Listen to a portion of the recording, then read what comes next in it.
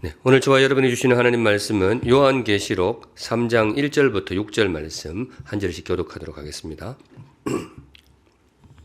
1절 제가 읽습니다. 사대 교회의 사자에게 편지하라. 하나님의 일곱 영과 일곱 별을 가지신 이가 이르시되 내가 네 행위를 아노니 네가 살았다 하는 이름은 가졌으나 죽은 자로다. 너는 일깨어 그 남은 바 죽게 된 것을 굳건하게 하라. 내 하나님 앞에 네 행위에 온전한 것을 찾지 못하였노니 그러므로 네가 어떻게 받았으며 어떻게 들었는지 생각하고 지켜 회개하라. 만일 일깨지 아니하면 내가 도둑같이 이르리니 어느 때에 네게 이르는지 내가 알지 못하리라. 그러나 사대에 그 옷을 더럽히지 아니한 자 몇 명이 네게 있어 흰 옷을 입고 나와 함께 다니리니 그들은 합당한 자인 연고라. 이기는 자는 이와 같이 흰 옷을 입을 것이요 내가 그 이름을 생명책에서 결코 지우지 아니하고 그 이름을 내 아버지 앞과 그의 천사들 앞에서 시인하리라. 귀 있는 자는 성령이 교회들에게 하시는 말씀을 들을지어다. 아멘. 네, 오늘 이 말씀으로 주님 주시는 메시지 함께 받도록 하겠습니다. 오늘의 말씀은 죽은 교회입니다. 죽은 교회. 성경에 조금 센 표현들이 가끔 나오는데 오늘 굉장히 강하죠. 죽은 교회. 1절 말미에 나옵니다. 네가 살았다 하는 이름을 가졌으나 죽은 자로다. 주님께서 사대 교회를 향해서 너희들은 죽었다 이렇게 표현을 하십니다. 도대체 이 교회에 무슨 일이 있었던 것일까? 죽은 교회. 제가 예전에 신대원 시험 준비할 때 그때는 성경에 대해서 무작위로 시험이 막 나오기 때문에 많이 외우고 읽기도 하고 해야 되는데 이거 외울 때 제가 사대교회 사자를 죽을 사자로 연상해서 외웠던 적이 있어요. 여기 죽었다고 표현된 교회는 어느 교회였는가? 죽을 사대교회. 괜찮습니까? 근데 뭐 근거는 전혀 없어요. 한문이 아니고 원래 원문의 이 발음이 사르데신입니다. 사르데신 지역에 있던 그 교회인데 우리말로 옮기면서 사대 교회 그렇게 되었습니다. 소아시아 7교회에 한 교회씩 돌아가면서 주님이 말씀을 주시는데 가장 혹독한 평가를 받은 그런 교회가 되겠습니다. 죽은 교회. 도대체 이 교회에 무슨 일이 있었던 것일까? 사대 교회에 주신 말씀 함께 묵상하실 때 열린 마음으로 듣고 우리 자신과 우리 샘물교회의 걸음을 한번 겸허히 돌아보는 귀한 시간이 되기를 바랍니다. 네, 들어가겠습니다. 우선 첫째, 주시는 말씀이 뭐냐? 죽은 교회가 있다. 이 말씀부터 마음에 새기시면 좋겠어요. 그런 교회가 있다라는 거예요. 살아있는 줄 알지만은 사실은 죽은 교회, 멀쩡해 보이지만은 주님 보시기에 죽은 교회가 있는 거죠. 요한계시록 말씀은 가상의 교회를 향해 주신 말씀이 아닙니다. 상상의 교회가 아닙니다. 2000년 전 그 소아시아 지역에 실제로 존재하던 도시이고 거기에 존재하던 실제 7교회에게 주님께서 주신 말씀인데 그 가운데 한 교회를 향해서 주님이 이렇게 말씀하셨어요. 너희는 죽었다. 너희 교회는 죽은 교회다. 굉장히 뼈아픈 말씀이죠. 세상에 이제 이런저런 교회들이 많은 거죠. 좋은 교회도 있고 조금 나쁜 교회도 있고 아름다운 교회가 있는가 하면 굉장히 아쉽고 안타까운 교회도 있는 거죠. 심지어 어떤 교회도 있느냐? 죽은 교회도 있다. 주님께서 그렇게 말씀을 하십니다. 우리의 이야기가 절대로 아니기를 바랍니다. 주님의 소개부터 한번 살펴볼게요. 1절에 보시면 사대 교회의 사자에게 편지하라. 하나님의 7영과 7별을 가지신 이가 이르시되. 각 교회에 말씀 주실 때마다 주님에 대한 소개를 필요한 부분을 이렇게 소개하시는데 다른 교회에 비해서 굉장히 담백합니다. 한 문장으로 그냥 요약할 수 있습니다. 교회의 주인이신 예수님. 그렇게 정리하면 틀림이 없습니다. 교회의 주인이신 예수님. 7영과 7별을 가지신 이 이렇게 소개되었는데요. 7영은 성령 하나님을 가리킵니다. 성령님은 교회의 영이십니다. 교회를 세우시는 교회의 영. 그리고 여기에 주님께서 7별을 가지고 있다. 7별에 대해서는 요한계시록 1장에 그 의미를 주님이 구체적으로 설명을 해 주셨어요. 교회의 사자 혹은 교회의 지도자를 가리킨다. 그 친히 풀어 주셨습니다. 그게 이제 주님 손에 있다는 거죠. 교회의 영과 교회의 지도자가 주님의 손에 있다. 이게 무슨 말이냐? 예수님이 교회의 뭐예요? 주인이시다. 그렇게 보시면 됩니다. 내가 교회의 주인이다. 교회에 대해서는 내가 권한이 있다. 바로 그 권위로 주님께서 선포하시는데 선포 내용이 굉장히 어둡습니다. 내가 네 행위를 아노니 네가 살아있다 하는 이름을 가졌으나 죽은 자로다. 교회 주인의 권위로 이 선포를 하는 거죠. 사실 굉장히 두려운 말씀이죠. 내가 너의 행위를 안다. 지난주에 보았던 불꽃 같은 주님의 눈, 그 대목에 떠오르는 그런 장면입니다. 아무것도 숨길 수 없는 우리 예수님, 그분이 내가 너희들의 행위를 안다. 그분이 선포하시기를 너희들은 죽었어. 이런 거예요. 너희들은 죽었어. 내 눈을 속일 수는 없어. 이 성경 처음 받았을 때 사대 교회로서는 굉장히 조금 마음이 무거웠겠죠. 그랬을 것입니다. 그런데 더욱 뼈아픈 대목이 있는데요. 요겁니다. 네가 살았다 하는 이름을 가졌으나. 사대 교회가 어떤 교회느냐? 살았다 하는 이름을 가진 교회였다는 거죠. 뭐 그렇다고 사대라는 뜻이 살았다 이런 뜻이냐? 그건 아닙니다. 그냥 그 도시명이고요. 이건 뭔가 하면 그 교회의 상황이 그랬다라는 거예요. 주변에서 바라본 교회의 평판이 뭐냐? 저 교회는 어떤 교회라고요? 살아있는 교회였다는 거죠. 다들 그렇게 인정을 한 거예요. 바로 그 뜻입니다. 너희들은 사람들이 보기에 살았다 하는 이름을 가진 교회이다. 예배가, 그 교회 가보면 예배가 살아있는 거예요. 가보면 그 교회 모임이 살아있는 거죠. 교회의 섬김과 봉사도 살아있는 거죠. 굉장히 활발하게 움직이던 그런 교회로 추정이 됩니다. 살아있는 교회, 이거 쉽게 쓰는 표현은 아니잖아요. 예를 들어 저 교회는 참 따뜻한 교회, 그런 말은 씁니다. 또 저 교회는 굉장히 건강한 교회, 그런 말도 쓰기도 합니다. 그런데 저 교회에는 살아있는 교회야. 사실 쉽게 나오는 말은 아닙니다. 그런데 사대 교회가 사람들이 다들 그렇게 불렀어요. 저 교회는 살아있다. 정말 귀한 교회였고, 제가 짐작컨대 이 교회에 있던 분들이 자부심도 대단했을 거예요. 주변에서 다들 자기들을 뭐라고 말해요? 살아있는 교회다 말을 하는 거죠. 그런데 이 주님의 판단은 전혀 다른 거죠. 사람들이 어떻게 이야기하든 내 눈을 속일 수는 없어. 내가 보기에 너희 교회는 뭐예요? 죽은 교회예요. 도대체 이 교회 안에 무슨 일이 벌어진 것일까? 참 궁금하기는 합니다. 근데 주변 상황부터 한번 접근해 보면요. 사대라는 지역은 그 소아시아 7교회들 상당수가 그렇지만 굉장히 번성하는 도시였다 그래요. 그래서 제가 보면 이 도시가 제일 번성했던 것 같아요.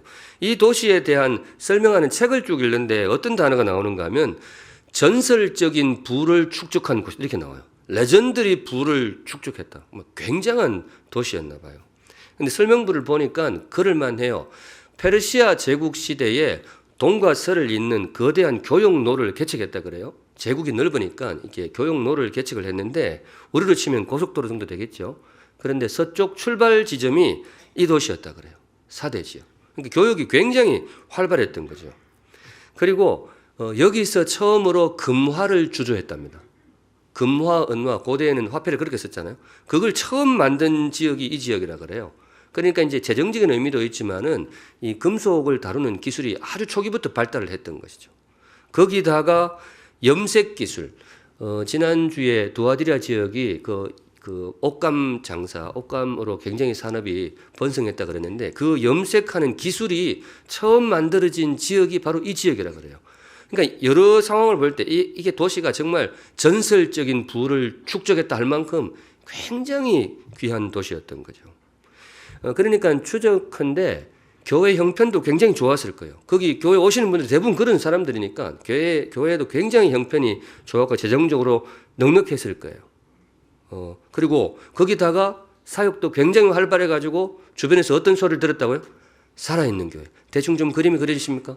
재정이고 인력이고 굉장히 넉넉하면서 활발하게 움직이는데 주변에서 다들 보기에 저 교회는 정말 살아있는 것 같아. 예를 들어 지금으로 치면 어떤 교회?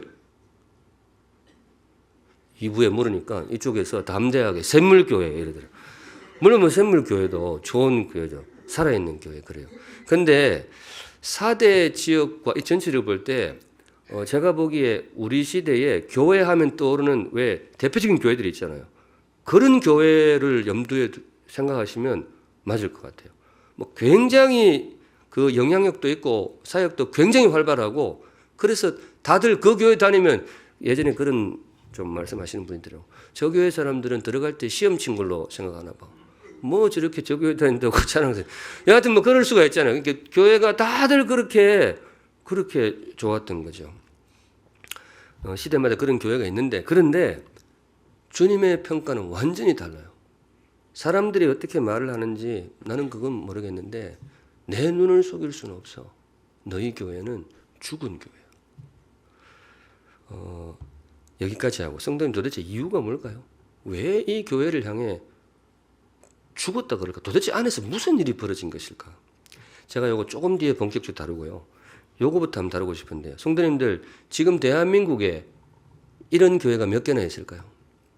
주님이 보시기에 너희가 살아있는 줄 알지만 너희 교회는 죽었어 라고 평가할 교회가 대한민국에 몇 개나 있을까? 프로테지로. 있을 거잖아요. 있을 거죠. 1%? 아니면 10%? 제가 짐작컨대 15%입니다. 어디서 나온 걸까요? 7분의 1. 7분의 1. 7교회 있는데 그 중에 하나가 그 죽은 교회니까 15%. 그것도 무조건 이제 목사가 너무 또 단선적으로 본다. 그 7개 중에 하나라고 그 7개 중에 하나가 죽었다. 이건 저도 뭐 그렇게는 아니죠. 그런데 그럴 수 있어요. 2000년 전에 주님이 7개 뽑았는데 그 중에 하나가 죽었다 그러면 지금도 7개 뽑으면 뭐예요? 그 중에 하나가 죽었을 수 있죠. 그런 뜻으로 받을 필요가 있습니다. 우리 시대도 분명히 이런 평가를 받을 교회가 상당수 있을 것이다. 죽은 교회도 있다. 그게 우리는 절대로 아니기를 간절히 바랍니다. 자, 두 번째, 이제 들어갑니다. 사대교회를 통해 우리에게 주시는 말씀이 뭐냐? 이제 그 이유를 소개를 해야 되겠는데요. 주님 주신 말씀이 이겁니다. 이유는 너희가 알 것이다. 교회가 죽었는데 도대체 우리는 왜 죽은 교회일까? 그 이유는 너희 자신이 잘 알 것이다. 이 말씀이에요. 뭔가 하면 본문에 이유가 안 나와요. 죽었다고 이야기를 하시는데 도대체 뭐 때문에 죽었는지 주님께서 구체적인 죄목을 이야기를 안 해요. 1절에 보시면 내가 네 행위를 아노니, 내가 너의 행위를 안다. 근데 너는 죽었다. 근데 이 행위라는 말은 너무 일반적이잖아요. 너무 브로드예요. 2절도 마찬가지예요. 너는 일깨어 그 남은 바 죽게 된 것을 굳건하게 하라. 죽게 된 이유가 뭔지를 말씀해 주고 그걸 붙잡으라 그래야 되는데 그냥 그 남은 바 너 죽게 된 것을 그것을 잡아야 돼. 하나님 앞에서 너의 행위가 온전하지 못하다. 굉장히 그냥 일반적으로 이야기해 놓고 구체적으로 이 사대교회의 문제가 뭔지 왜 죽었는지에 대해서 예수님이 말씀을 안 하세요. 다른 교회는 이야기를 해주셨거든요. 예를 들어 버가모 교회 이야기할 때 버가모 교회를 호되게 꾸짖을 때 너희들의 문제는 타협신앙이야. 발람의 교훈이 너희들에게 들어왔어. 니골라 당의 교훈을 너희들이 허락을 했다. 굉장히 이야기하셨죠. 그리고 지난주 도아디라 교회 이야기했을 때는 너희 교회 안에 음행이 퍼졌어. 악녀 이세벨의 그 가르침이 너희들에게 퍼지고 있어. 너 이거 고치지 않으면 안 돼.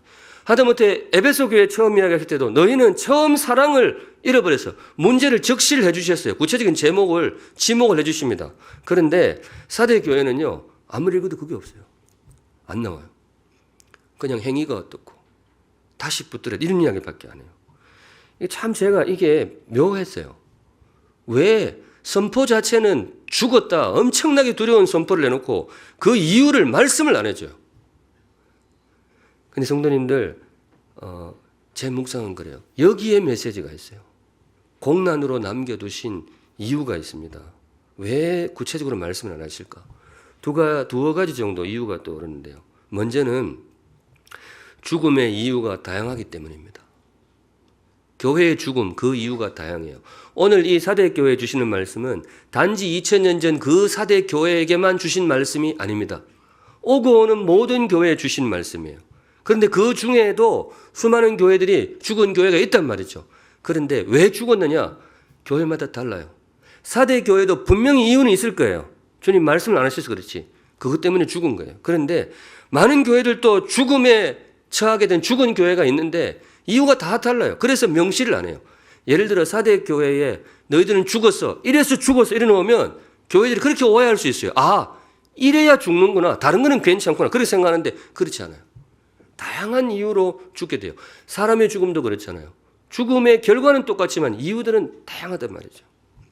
교회의 죽음, 한 가지 이유로 벌어지는 일은 아닙니다. 근데 이거는 분명해요. 교회, 이 사대 교회, 주님이 말씀하시는 교회의 죽음이 뭐냐? 하나님과의 관계가 단절된 거예요. 그 교회에 하나님의 임재가 없는 거죠.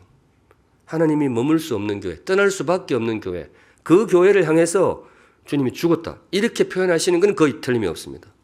그런 교회가 있는 거죠. 사람들은 열심히 모여 있는데 하나님하고 아무 상관도 없어요. 하나님의 임재가 없어요. 그런데 그렇게 된 이유는 교회마다 케이스 바이 케이스 다 다른 거죠. 다양한 이유로 교회가 죽음에 이를 수 있습니다. 예를 들어 버가모 교회에 있었던 타협신앙, 그것 때문에 교회가 죽을 수 있죠. 이게 심해지면 교회가 죽는 거죠. 하나님이 교회에 와보셨는데 하나님을 섬기는 게 아니고 이 교회는 돈을 섬기고 있어요. 권세를 섬기고 있어요. 심지어 인간 지도자를 섬기고 있어요. 와보니까 하나님이 들어갈 자리가 없는 거죠. 그럼 그 교회에 어떻게 하나님 머물 수가 있겠어요? 그 교회는 죽은 거죠. 아무리 모여도 그런 거죠. 음행일 수도 있습니다. 두아디라 교회 안에 음행이 퍼졌다고 했는데 교회 안에 음행이 퍼지고 있어요. 근데 교회가 아무 말도 안 해. 그냥 그렇게 대놓고 성도의 거룩함이 막 무너지고 있는데 교회가 그냥 왔다 갔다 하는 거죠.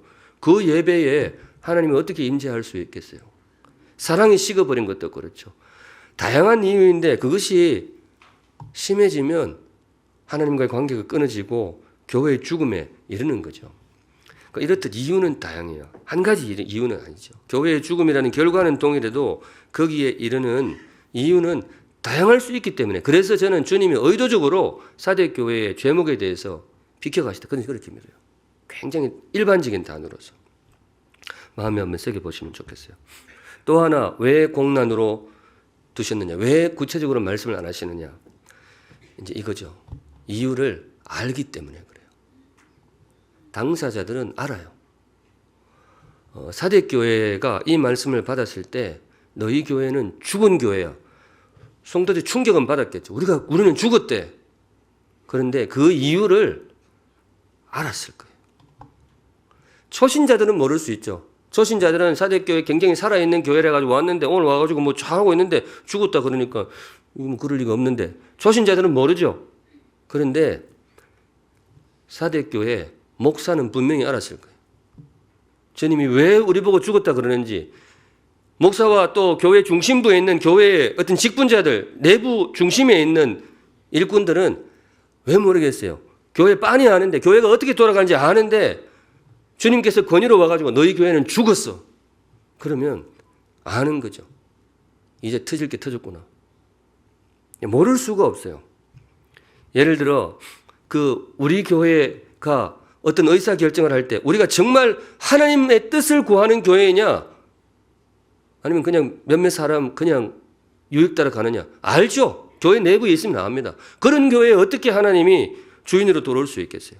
섬기는 것이 하나님이 아니고 어떤 뭐 재정이라든지 어떤 안면이라든지 이렇게 움직이는 교회에 그 문제점을 내부자들은 모를 수가 없어요. 사대 교회에 만일에 그런 것이 있었다면 그것도 일종의 타협신앙이겠죠. 그런 것이었다면 분명히 당사자들은 알았을 거예요.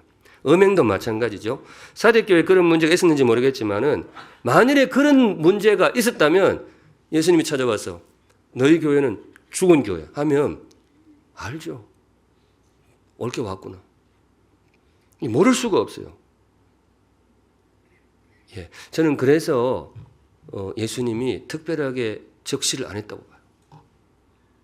결국 이게 무슨 말이냐, 왜 주님께서 사대교회를 향해 너희들은 죽었다, 굉장히 거친 말이죠. 그런 말을 써놓고 왜 말씀을 안 하시냐. 결국은 이거예요. 스스로 한번 겸허히 돌아보라는 거죠. 사대교회 이 본문 보면서 2000년 동안 우리가 이 성경을 읽어오는데 사대교회 본문 올 때마다 사대교회는 죽었다, 이런 거, 이놈 나쁜 교회. 무슨 교회를 이렇게 했어요. 그렇게 하지 말고 그 대목을 보면서 자기 자신을 한번 돌아보라. 왜냐? 누구나 그럴 수 있기 때문에. 심지어 겉보기 굉장히 살았다 하는 교회도 죽었을 수가 있어요. 이걸 확률을 일반화할 수는 없지만은 7교회 중에 하나가 그 소리를 들을 수도 있다라는 주님의 말씀을 주셨는데, 너희가 아닌지를 한번 심각하게 진중한 마음으로 한번 돌아보아라. 이게 너희들에게 주시는 말씀이 아닌지를 돌아보아라. 그런 뜻으로 저는 주님이 공난으로 남기셨다고 생각을 해요. 네, 저는 그렇게 판단했어요. 그래서 제가 지난 한 주 조금 돌아봤습니다. 그 샘물 목사이기 때문에 우리 샘물교회는 뭔가? 그 주님이 우리 샘물을 향해서 너희 샘물은 살았다 하는 이름을 가졌으나 너는 죽은 교회야. 이렇게 말씀하신다면 우리는 도대체 뭔가? 뭐 때문에 죽었는가?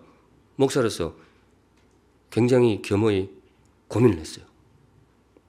이 중요한 문제죠. 결론이 뭘까요? 제가 많이 생각해 봤는데 우리는 안 죽은 것 같아요. 아직 죽은 건 아닌 것 같아요. 제가 물론 목사의 영안이 어두워서 그럴 수도 있지만 그래도 안 죽은 것 같아요. 여러분들은 어떻게 생각하세요? 우리 교회 살았어요? 죽었어요? 근데 우리가 생각해 볼 필요는 있어요. 특별히 교회 조금 중심에서 일하시는 분들, 이거는 그 예수님이 잡고 있는 7별 교회의 사자, 교회 지도자 일꾼이라 그랬잖아요. 일꾼들에게 주시는 말씀이에요. 상상을 해보시면 돼요. 예수님이 주일날 교회에 오셨어요. 오셔서 저 문 앞에 섰을 때에 들어오고 싶은 교회인지 들어오기가 부담스러운 교회인지 그거 생각해 보시면 됩니다. 네. 근데 지금 물론 뭐 샘물에도 뭐 이렇게 겸허히 돌아볼 때에 우리가 허물도 있고 부족함도 있겠죠. 그런데 적어도 제가 보기에는 죽은 정도는 아닌 것 같아요. 그렇지만은 누구나 그럴 수 있기 때문에 자기 자신을 돌아보라는 그런 의미로 받으시면 좋겠습니다. 3절 같이 한번 읽어볼게요. 3절 같이 읽습니다. 시작. 그러므로 네가 어떻게 받았으며 어떻게 들었는지 생각하고 지켜 회개하라. 만일 일깨지 아니하면 내가 도둑같이 이르리니 어느 때에 네게 이르는지 내가 알지 못하리라. 끝까지 이야기는 안 하시는 건 분명해요. 그러므로 네가 어떻게 받았으며 어떻게 들었는지 생각하고 지켜 회개하라. 뭔지에 대해서 구체적으로 말씀을 안 하세요. 끝까지 없습니다.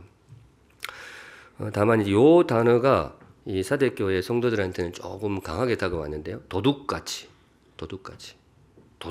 이럴 수가 있다. 주님의 심판이 그 뜻인데, 사대 교회가 있던 지역은, 사대 지역은 천혜의 요새라 그래요. 굉장히 안전했다 그럽니다. 그래서 지형상 외부에서 침입해 오기가 거의 어려운, 뭐 불가능은 아니지만 어려운, 그래서 굉장히 평화를 누렸던 그런 도시인데, 근데 이 도시에 뼈아픈 기억이 수백 년 역사 중에 딱 2번 있다 그래요. 정말 도둑처럼 들이닥쳐가지고 이 나라가 주저앉은 적이 2번 있는데, 페르시아 제국의 전성기 때, 페르시아 그러면 제국이 대단하죠. 그 사람들은 어떻게 해가지고 쳐들어온 거죠. 그때 한번 왕창 그랬고, 2번째 헬라 제국, 알렉산더 대왕 때는 아니고 안티오쿠스라는 사람이 황제로 있을 때, 그때 이제 들이닥쳐서 2번 이분들은 굉장히 뼈아픈 기억으로 갖고 있다. 우리는 안전하다 생각했는데 한번 들이닥친 거죠. 2번씩이나. 그래서 이 도둑같이라는 말이 그분들한테는 굉장히 좀 특별한 단어였다 그래요. 무슨 말인가 하면 누구도 방심하지 말라는 거죠. 우리는 아니다. 그런 생각을 할 수는 없는 것이다. 누구에게나 그런 평가가 내려질 수 있다. 그런 말씀으로 받으시면 좋겠습니다. 마지막으로 사대교회를 통해서 주께서 우리에게 주시는 말씀이 뭐냐? 마지막 문장으로 이거 마음에 새기시면 좋겠습니다. 신앙은 죽고 사는 문제다. 오늘 사대교회 주신 언어들은 굉장히 조금 무겁죠. 죽음. 그런 이야기 나오는데 그 5절에는 이 단어도 나와요. 5절 우리 같이 한번 읽어보겠습니다. 시작. 이기는 자는 이와 같이 흰 옷을 입을 것이요 내가 그 이름을 생명책에서 결코 지우지 아니하고 그 이름을 내 아버지 앞과 그의 천사들 앞에서 시인하리라. 세 글자 생명책입니다. 생명책. 사실 그 너희들은 죽은 교회라 이하고 이 생명책하고 연결하면 그 사실 굉장히 좀 부담이 좀 증폭이 되죠. 생명책. 말하자면 그래요. 여기에 이름이 있는 사람들은 영원한 생명을 얻는 것이고 이름이 없는 사람은 뭐예요? 멸망으로 가는 그 책. 지금 주님께서 그 책 이야기를 하고 계세요. 이 책 이름을 통해서 주님이 말씀하시고자 하는 게 뭐냐? 신앙의 무게입니다. 저는 그렇게 읽어요. 신앙의 무게. 신앙의 무게가 뭐냐? 예수 신앙이 우리 삶에 가지는 무게가 어느 정도이냐? 삶과 죽음, 생명책, 이름이 들어가고 나오고 그 무게라는 거죠. 근데 가끔 볼 때 우리 주님이 성도들이 예수를 믿으면서도 그 신앙의 무게를 조금 가볍게 보는 경우가 있다는 거죠. 오늘 그걸 지적하고 있다고 봐요.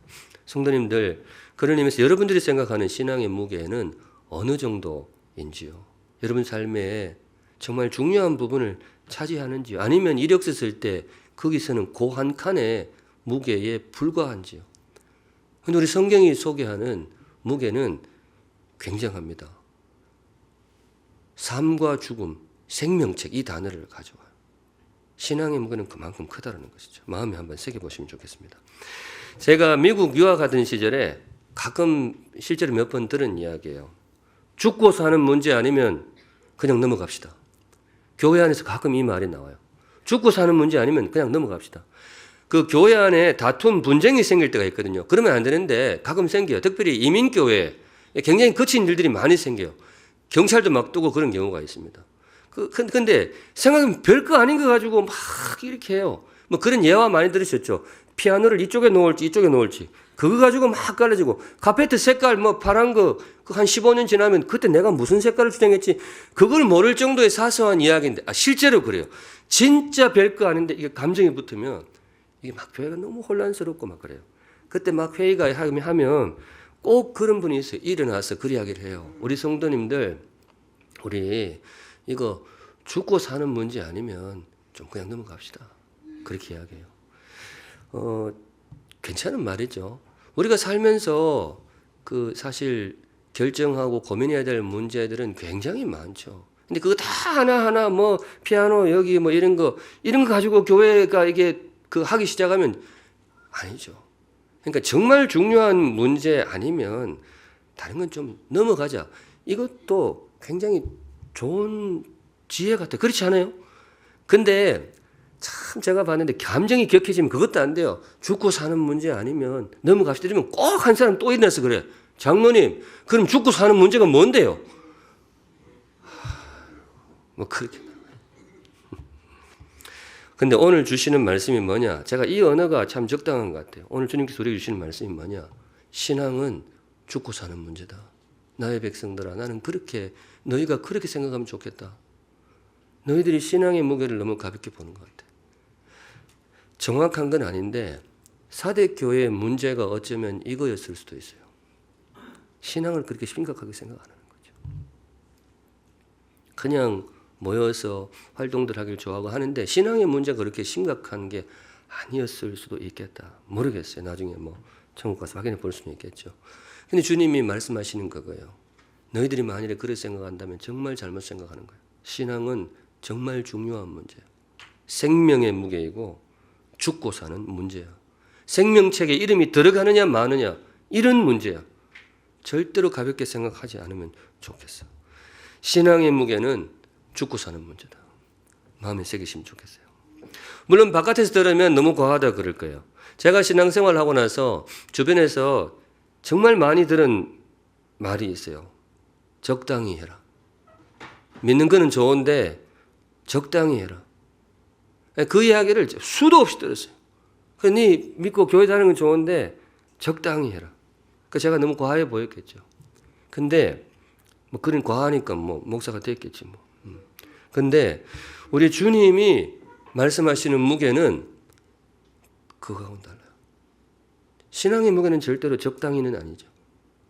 적당히는 아니죠. 신앙의 무게, 구원의 무게, 예수님도 그렇게 접근 안 했어요. 예수님이 우리에게 교회를 선물하시고 구원의 길을 열어주기 위해서 적당히 했던 게 아닙니다. 그분 목숨을 들이셨단 말이죠. 죽고 사는 문제로 접근하셨어요. 그래야 이 길이 열리기 때문에. 그래서 그렇게 여신 길입니다.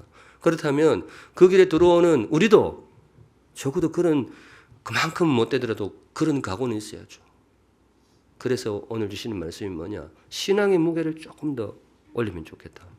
감사하게도 사대 교회에도 그런 성도들이 있었어요. 신앙을 생명처럼 여기는 분들. 4절에 나옵니다. 같이 읽어볼게요. 시작. 그러나 사대에 그 옷을 더럽히지 아니한 자 몇 명이 내게 있어 흰 옷을 입고 나와 함께 다니리니 그들은 합당한 자인 영고라. 네, 참 귀한 분들인데 요 바로 뒤에 그게 나옵니다. 생명책 이야기가 나와요.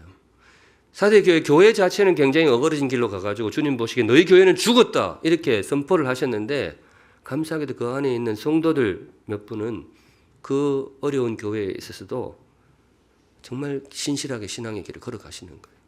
그래서 그분들에게 주님이 순결의 상징인 흰옷을 약속하시고, 그리고 바로 뒷구절 아까 보았었죠. 생명책 이야기를 하십니다. 지금 샘물교회가 그런 상황이라고는 절대로 생각하지 않고요. 그런데 아무도 모르죠. 계시록의 말씀은 어떤 교회도 자유로울 수는 없다. 우리가 조금 잘못된 길로 그렇게 흔들릴 수도 있겠죠. 그럴 수도 있겠죠. 그래서는 안 되겠지만은. 근데 성도님들 그럴 때에도 이 사대교회 성도들처럼 신실한 신앙의 길을 가시면 좋겠어요. 그게 신앙이죠.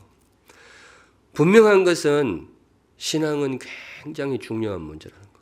신앙은 절대로 이력서, 종교란 그 한 칸에 머무는 게 아니라는 거. 우리의 삶, 생명의 무게, 그 이민교회 그 성도들이 그 외쳤던 굉장히 거친 말이지만 죽고 사는 문제 아니면 그냥 넘어갑시다. 신앙은 죽고 사는 문제라는 거. 그래서 절대로 그냥 넘어갈 수 없는 문제라는 거. 우리 그렇게 신앙생활 했으면 좋겠어요. 예수를 믿을 때 그 마음으로 믿으시면 좋겠어요. 그냥 여기저기 보험 들듯이 믿지 말고 정말 성심을 다해서. 예수님이 우리에게 그렇게 오셨잖아요. 그분은 죽고 사는 문제로 우리에게 오셨단 말이죠. 그래야만 구원의 길이 열리기 때문에. 그렇다면 우리도 그분을 모실 때에 그 마음으로 모실 수 있기를 주님의 이름으로 축복합니다. 오늘 여기까지 보겠습니다. 오늘 주님께서 우리에게 주신 말씀, 죽은 교회도 있다. 교회 앞에 붙이는 수식어 중에 이건 진짜 조금 안 좋은 것 같아요. 그런데 현실적으로 그런 교회, 그런 평가를 받는 교회도 있다. 물론 저는 사대교회를 향해서 주님이 너희는 죽은 교회 했을 때 오늘부터 끝이야, 이 말씀으로 주신 건 아니라고 생각해요. 그럴 거면 편지도 안 쓰죠. 뭔가 하면 너희들 자신을 정말 한번 겸허히 돌아보고 다시 살아있는, 진정으로 살아있는 그런 교회가 되었으면 좋겠다. 우리 샘물에게도 주시는 말씀이라고 믿습니다. 목사로서 제가 살펴야 될 것은 제가 성심을 다해 살피도록 하겠습니다. 온 성도들이 정말 아름다운 교회, 주님께서 기뻐하시는 샘물교회. 아까 말씀드렸죠. 예수님이 저 문 앞에 오셨다. 들어오고 싶은 교회, 살아있는 교회 될 수 있기를 주님의 이름으로 축복합니다. 아멘. 우리 함께 찬양하겠습니다. 나는 주를 섬기는 것에 후회가 없습니다. 우리 말씀 마음에 새기시면서 함께 찬양하겠습니다. 거룩하신 하나님 아버지, 사대교회에 주신 말씀, 너희는 살았다 하는 이름을 가졌으나 너희는 죽은 교회로다. 네, 참 두려운 마음으로 겸손히 우리의 걸음을 돌아보게 됩니다. 정말 살았다 하는 이름을 가진 귀한 교회도 사실은 그 내면이 주님의 임재가 전혀 머물 수 없는, 주님과 연결이 단절된 죽은 교회가 될 수 있다는 사실을 두려운 마음으로 마음에 새깁니다. 우리 샘물의 걸음이 주님 혹여 부족한 것이 있다면 주님 우리에게 일깨워 주시고 회개하고 돌이킬 수 있는 믿음의 총기도 허락하여 주시옵소서. 그래서 주님이 정말 임재하시기를 기뻐하고 주님이 늘 주인 되시는 살아있는 교회 되게 하여 주시옵소서. 성도들의 걸음 가운데에 정말 주님을 주인으로 모신 살아있는 샘물 성도들, 신실한 주의 백성들 될 수 있도록 함께하여 주시옵소서. 이 땅의 형편이 많이 어렵습니다. 주님 참 일찍이 경험해보지 못한 그런 혼란과 서로를 향한 냉소와 극단적인 그런 내용들을 많이 보게 됩니다. 주께서 이 땅을 긍휼히 여겨주시고 성도의 길이 무엇인지를 성숙하게 고민하고 실천하는 그런 시간들이 되게 하여 주옵소서. 아멘. 거룩하신 하나님 아버지, 오늘도 귀한 예물 주님 앞에 올려드립니다. 성도들의 고백과 감사와 또 간구의 제목 세밀하게 살펴주시어서 사랑하는 주의 백성들을 가장 복되고 존귀하고 살아있는 길로 인도하여 주시옵소서. 아멘.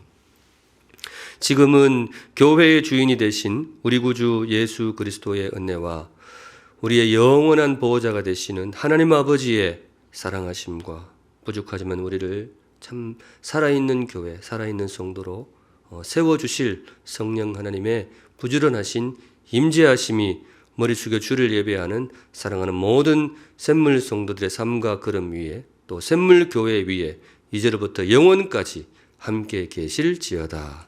아멘.